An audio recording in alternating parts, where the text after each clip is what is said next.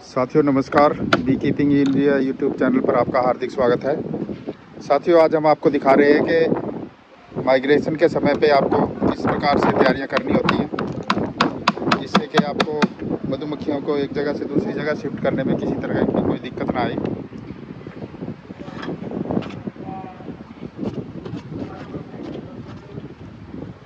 साथियों सबसे पहले कि इसमें कोई होल वगैरह ना हो, वो सारी चीज़ें चेक कर सकते हैं, कहीं से लीकेज वगैरह ना हो जहाँ से मधुमक्खियाँ निकल रही हों। इसके अलावा छत्ते ना हिलें उसके लिए ही यहाँ पे सेटिंग कर रहे हैं।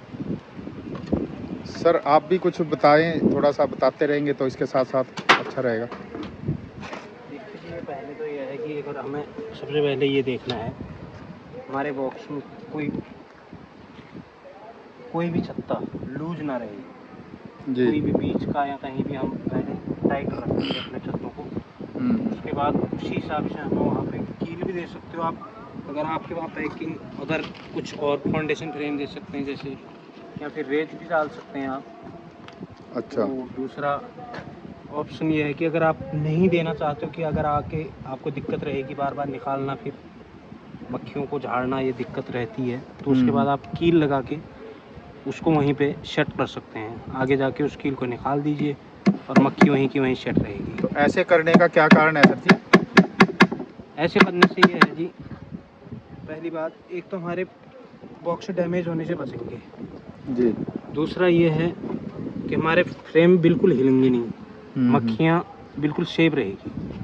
तो ऐसा माइग्रेशन के दौरान ही करते हैं या वैसे भी करते हैं? माइग्रेशन ओनली सिर्फ माइग्रेशन के दौरान होता है, बाकी तो जहाँ आपने एक बार रख दी है फिर वहाँ पे ऐसी कोई दिक्कत नहीं होती। फिर वहाँ को आप खाली छत्ते ही देने पड़ेंगे। यहाँ के जब छत्ते मांगेंगे बॉक्स हमारी कॉलोनियाँ जैसे ग्रोथ करेगी उसी हिसाब से आगे को हम। तो अभी ये कहाँ पे माइग्रेशन करोगे आप? आज हमारी जा रही है महेंद्रगढ़ जाएगी। महेंद्रगढ़? हाँ जी। तो वहाँ पे किस तरह के फूलों में ले जाओगे आप? वहाँ आपको मिलेगा खाली सरसों। सरसों पे। तो यहाँ जिस एरिया में है, जैसे कुरुक्षेत्र जिले में है हम जी, तो यहाँ की सरसों में और वहाँ की सरसों में कोई खास फर्क ये है? सरसों नहीं, ये इधर हो गया आपका तोड़िया और सफ़ेदा चलता है इधर। वहाँ आपको प्योर सरसों मिलेगी, खाली सरसों ही सरसों होगा, अदर कोई फ्लोरा नहीं होता है। तो तोड़िया और सरसों के फूलों में भेद होता है? हाँ, उसमें ग्रोथ बहुत जल्दी स्पीड से होती है, ऑलेन भरपूर मिलता है, हर चीज़ पे नेक्टर। तो और क्या क्या सावधानियाँ रखनी होती हैं, थोड़ा हमें बताते रहें, साथ में काम भी करते रहें।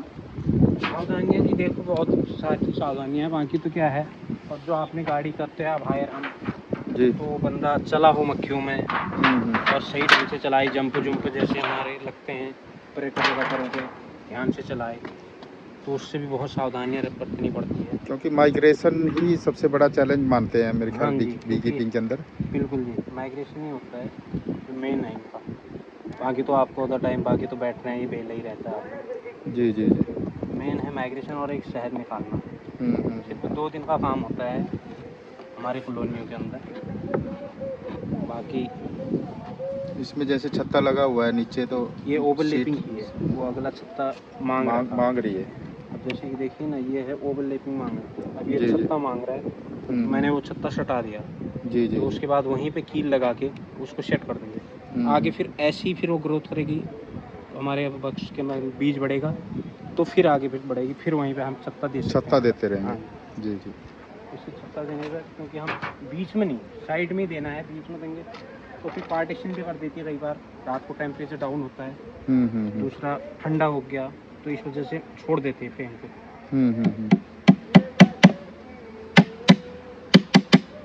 तो या तो इसमें छत्ते पूरे करें 10 के 10 कर सकते हैं, लेकिन 10 के 10 करने से एक दिक्कत ये है कि आपको फिर आगे जाके उतनी सेटिंग भी करनी पड़ेगी। इससे ये है हमें कि हमें पता रहेगा हमारे बक्से के अंदर यही छत्ते थे, हमने सिर्फ वहाँ जाके मेकों को निकाल देना। कील जो हम ठोक रहे हैं कि अब कहीं नहीं हिलेगा। जी जी जी। तो गाड़ी जो झटके खाती है और छत्ते आपस में टकराते हैं, उससे मधुमक्खियाँ मर जाती होंगी ना? उससे मरती हैं, और दूसरा ये है कि लूज अगर कहीं भी छत्ता होगा हमारा तो झटकों में ब्रेक लगती हैं, तब उसके बाद हिल ही जाते हैं छत्ते। इससे ये होता है टाइट रहेगी, जहाँ पर हमारी सेटिंग है वहीं पे रहेगी। तो इसकी पोजीशन को लेकर के भी कोई ध्यान रखना होता है, किस तरीके से डब्बे रखने हैं? डब्बे हमने हमेशा ये है कि अगर हम ओपन गेट अगर हम करते हैं तो उनका गेट हमेशा फ्रंट की तरफ होता है, ड्राइवर की तरफ। अगर यानी- बंद गेट रखते हैं तो उनको कहीं भी घुमा दो, उससे कोई दिक्कत नहीं है। ओपन गेट मतलब इनका जो एंट्रेंस है जहाँ से मधुमक्खियाँ आती हैं, जैसे अगर उस open हिसाब gate से रखते रखना हैं है तो तो- आगे की तरफ रखेंगे, ड्राइवर की तरफ, अच्छा। जहाँ को हम बैठते हैं। हम्म। अगर बंद गेट रखते हैं तो गेट पीछे को कर दो चाहे आगे को कर दो, कोई वो इशू नहीं है। हम्म। और बक्से हमेशा सीधे ही रखने पड़ते हैं। और जैसे कई बार बंदे डाला लगा देते हैं ना, वो डंडा लगा देते हैं बीच में। जैसे 3 बक्से आते हैं, 4 बक्से नहीं आ रहे तो 3 बक्से करके चौथे बक्से को डंडे पे रख देते हैं। आड़ा रख देते लगेगा, हैं हाँ, मतलब। वो ये फ्रेम ऐसे ऐसे हिलेंगे, जब ब्रेक लगेंगे गाड़ी आगे दौड़ेगी तो फिर यानी फ्रेम गाड़ी हमारे- जिस दिशा में जा रही है उस दिशा में ही इसका मूव होना चाहिए, हाँ छत्ते जी, का। हाँ जी, हाँ जी, उस हिसाब से रखें जी। तो उससे जो है सटेंगे नहीं, आपस में झटका नहीं हाँ, खाएंगे। उससे कोई झटका नहीं लगेगा। हम्म। बॉक्स बिल्कुल सही रहेगा, क्योंकि अभी इसमें शहद भी बना हुआ है एक, तो शहद हमने यहाँ निकाला नहीं है। तो खोल के और बंद करके दो बातें बताइए आपने, तो खोल के और बंद करने का डिसीजन कब लेते हैं? अभी कब खोल के करना चाहिए, कब बंद करके करना चाहिए? होल के करने का मतलब है कि लॉन्ग आप कर रहे हो, अच्छा। अगर हमारी लॉन्ग माइग्रेशन है, हाँ। 200-250 किलोमीटर, हम्म 100-150-200 किलोमीटर, हम्म, तब आप वो कर सकते हो ओपन भी। अगर ले तो आप बंदे भी ले जा सकते हो, पर ये होना चाहिए कि आपके बॉक्स के अंदर बीज कितना है और शहद नेक्टर कितना है हमारा। अगर शहद ज़्यादा है तो आपको खोल के ही ले जाना पड़ेगा, अगर शहद नहीं है तो आप बंद ले जा सकते हैं। आपको ये पता होना चाहिए कि हाँ रास्ता हमें क्लियर मिलेगा, रास्ता कहीं ऐसा नहीं हो कि कहीं जाम लग जाए जो हम फंस जाएं, 100 बातें हो जाती हैं। तो जब ओपन ले जाते हैं तो उसके ऊपर नेट लगाते हैं वो गाड़ी के ऊपर? ओपन पे नेट लगेगा, अच्छा। उसके ऊपर झूल लगेगा, झूल के बाद चलती रहेगी गाड़ी। फिर आप कहीं भी रहो, आप 1 दिन लगे 2 दिन लगे, उसमें कोई दिक्कत नहीं। तो माइग्रेशन का टाइम क्या होता है? दिन में करते हो, कब करते नहीं, हो? दिन में नहीं होता माइग्रेशन, हमेशा रात को ही होती है। अच्छा। रात को जब अंदर आ जाएगा, जब मक्खियाँ सारी अंदर आ जाएंगी, उसके बाद ही हम जा सकते हैं। अगर दिन में हम कभी भी हम बॉक्स को नहीं उठा सकते, क्योंकि अगर जितना भी वर्कर है वो सब बाहर रह जाएगा। तो रात को जैसे करते हैं तो सुबह पहुंच जाती है, रात में भी पहुंच जाती है गाड़ियाँ कई बार। जैसे कितने बजे तक उतारने होते हैं? जिस हिसाब से गाड़ी पहुंचेगी, इसमें ये नहीं है, इसमें कोई दिक्कत नहीं है कि आप अभी गाड़ी पहुंच रही है अभी उतार दो, थोड़ी 5-10 मिनट रेस्ट देने के बाद आप उतार सकते हैं। और ओपन गेट में थोड़ी दिक्कत रहती है रात को उतारने में, क्योंकि मक्खियाँ पड़ती बहुत हैं, जैसे कॉलोनियाँ सही होती हैं तो स्ट्रॉन्ग, वो काटने के लिए बहुत दिक्कत करती है। तो माइग्रेशन के दौरान अगर लेट हो जाए कोई तो क्या उसके ऑप्शंस होते हैं? ऑप्शन ये है कि अगर आप कभी लेट हो गए और आपका बंद गेट है, या फिर चलो खुले भी हैं, अगर आपको पता है कि आज ये गाड़ी फंस गई हमारी, कोई अच्छी सी जगह देख के आप वहीं पे गाड़ी को उतार सकते हैं, अनलोड कर दीजिए। बॉक्सेज को अनलोड करना हाँ जी, पड़ेगा? फिर उसके बाद शाम को पता है आपको क्लियर है रास्ता, फिर दोबारा चढ़ा सकते हैं, नहीं तो फिर वहीं पे स्टे करना पड़ेगा आपको। तो जैसे हमारे पास कई बार यूट्यूब चैनल है मेरा, तो कई बार लोग पूछते हैं कि जैसे मुंबई में किसी को चाहिए या महाराष्ट्र में चाहिए या साउथ में कहीं पे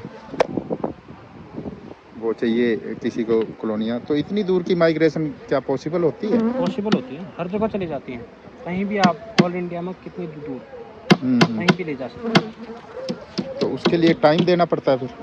टाइम कुछ भी नहीं है, आप कहीं से भी परचेज कर सकते हैं, जहाँ आपको लगे हमें यहाँ सही पड़ रहा है।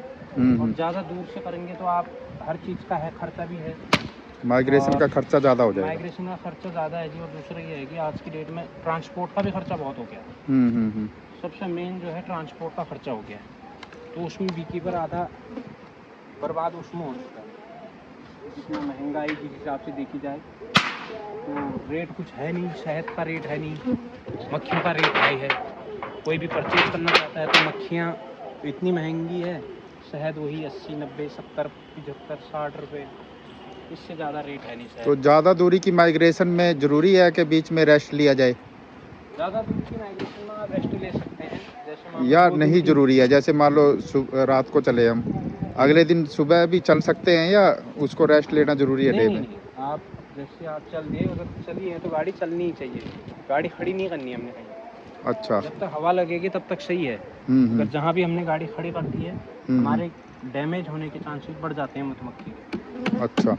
क्योंकि हवा लगनी बंद हो जाती है उनको, तो इसलिए मक्खियाँ परेशान हो जाती है, प्यासी हो जाती है, भूख तो नहीं, प्यासी रह जाती है।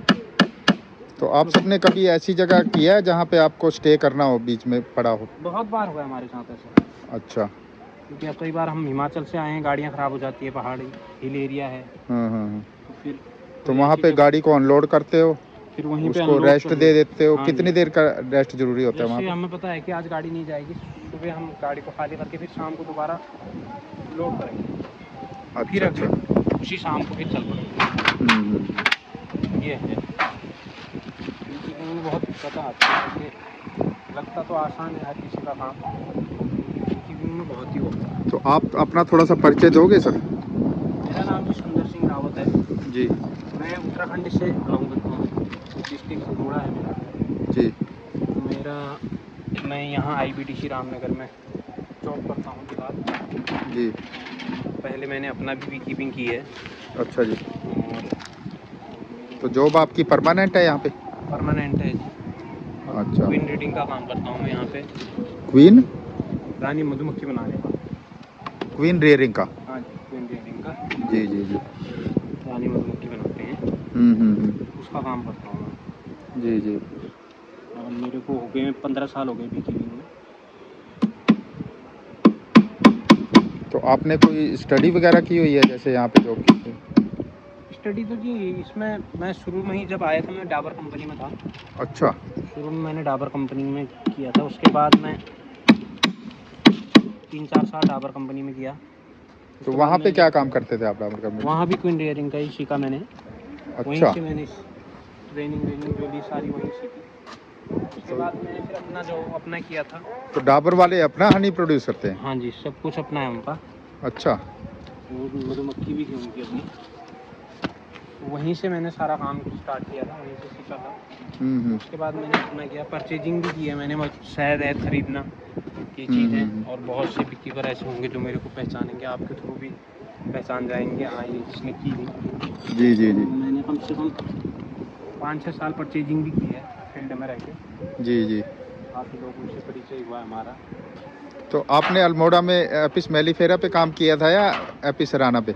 नहीं जी, मैंने अल्मोड़ा में नहीं किया, मैंने सिर्फ यहीं आके किया हाँ। डाबर कंपनी में, उसमें एपिज मेलिफेरा पे। जी जी जी। शुक्रिया सर, थैंक यू हमारे साथ बातचीत करने के लिए। धन्यवाद जी आपका। जिन साथियों को भी हमारी वीडियो अच्छी लगी हो वो साथी हमारे चैनल को सब्सक्राइब कर सकते हैं, ताकि इसी प्रकार की मधुमक्खी पालन से संबंधित वीडियो आप तक पहुंच सके। साथियों, वीडियो देखने के लिए धन्यवाद। Thank you very much.